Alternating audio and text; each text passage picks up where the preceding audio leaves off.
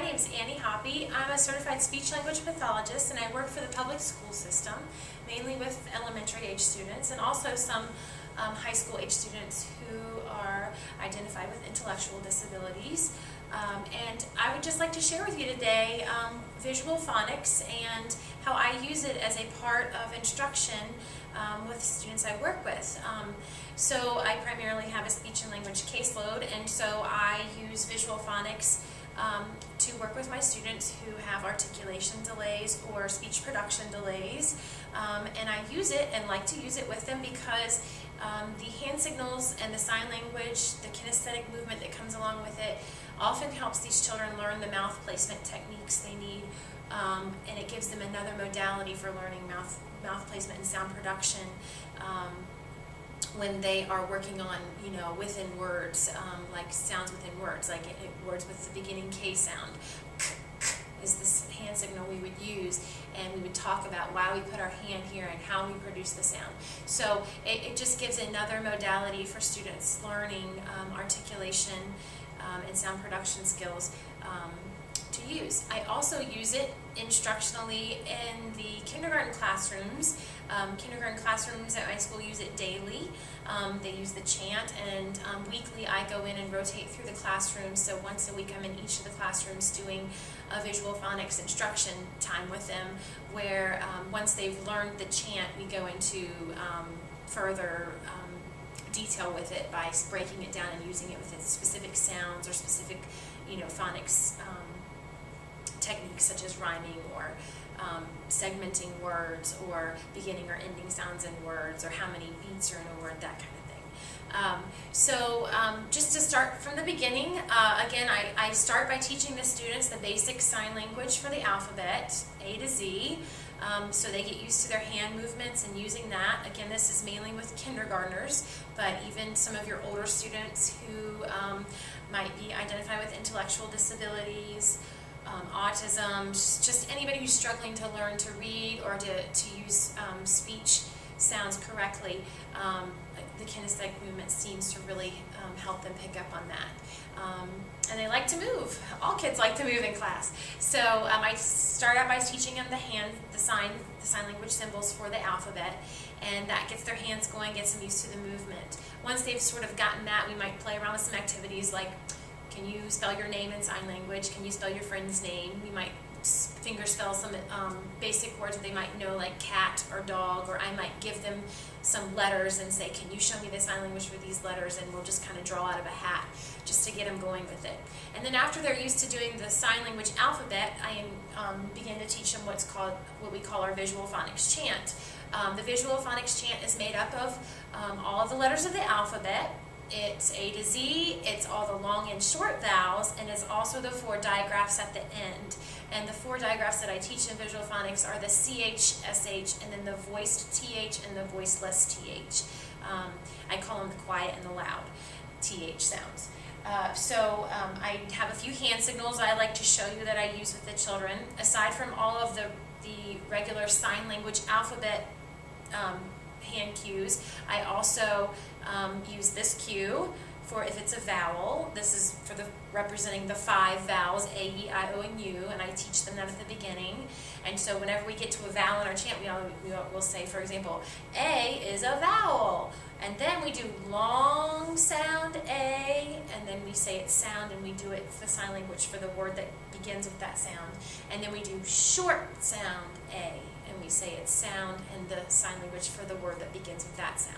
So once we get through teaching the alphabet, we get to to Z, and we get to the digraphs. And for the digraphs, I teach the children that a digraph is when 2 letters come together and make one new sound. And so we do that real exaggerated over and over. 2 letters come together and make one new sound.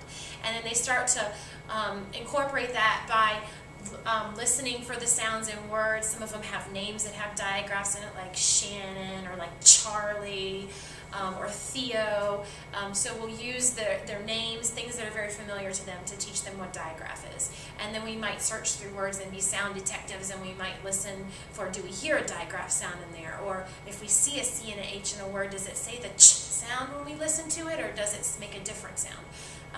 So then again, we're going through the chant daily, and the kids are using it, and they're learning it because ultimately you want them to be able to use it as for reading as a decoding skill, and also for speech you want them to be able to memorize those hand movements to help train them to be able to have good sound production skills and increase their intelligibility at the word level.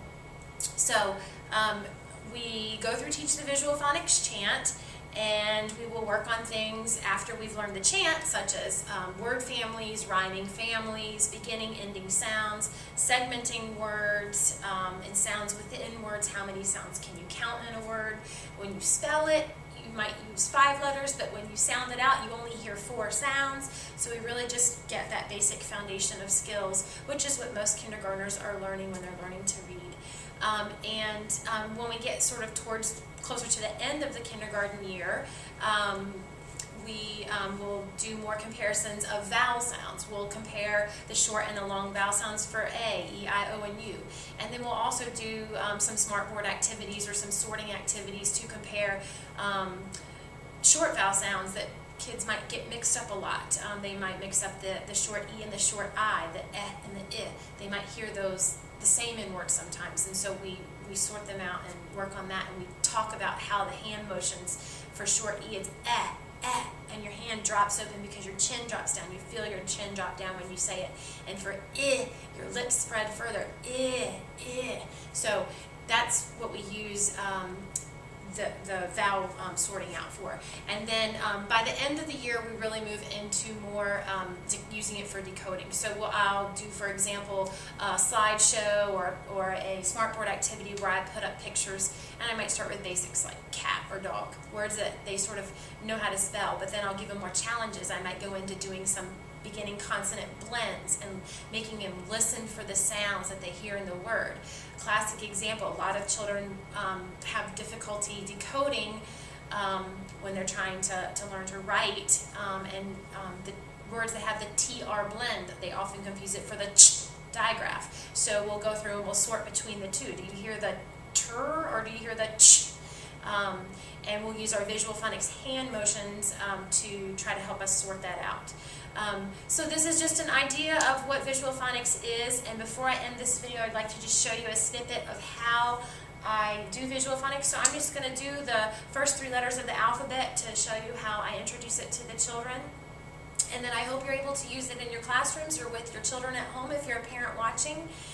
And feel free to also visit my website. It's a school-based website. It's Speech Therapy with Annie Hoppe. It's Hoppe, and it's at .co.nr.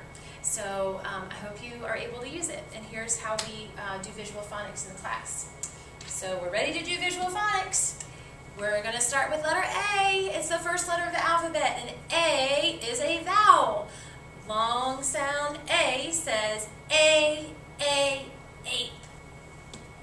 Short sound A says ant.